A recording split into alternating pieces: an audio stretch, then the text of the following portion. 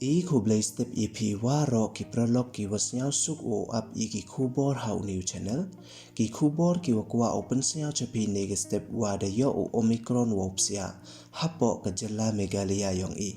te tons dangi ki kubor u omicron da yo o wopsia ha megalia hei wa da ki wachak ta sangut wa kentup lingut na po East Khasi Hills kite uwi na langkarding Weito uwana Assam tangwa da wan uinkeu,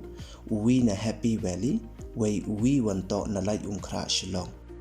Kadwa ngut wanto kiwana kachnong Saiden Ribhoi District. Kamte ka Meghalaya da manko ka jilla wa arpauso wo chakta ha u Omicron hapo kari India, wei man ko le ka jilla wa ar na ka Thai North East hadin ka Manipur, wa wayo ya u Omicron.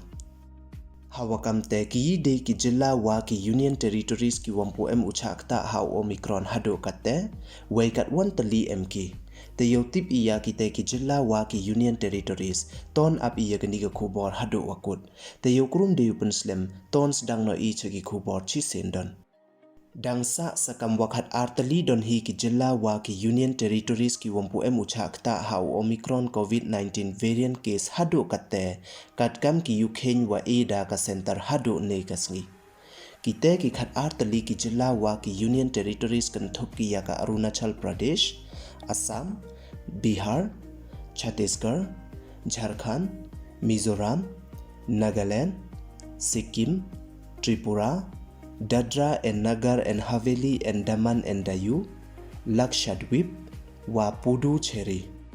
Waro de MR pauso tali ki jilla wa ki Union Territories ki wa de pentip ne report wa hado chi hajar praspa khande phau nyangut ki bru wa da yo yaw Omicron hado ne kasngi wa kanthup ya ka Meghalaya kat wa ya ki wa da chaj wan da ki hado nyaw spa nru phau nrungut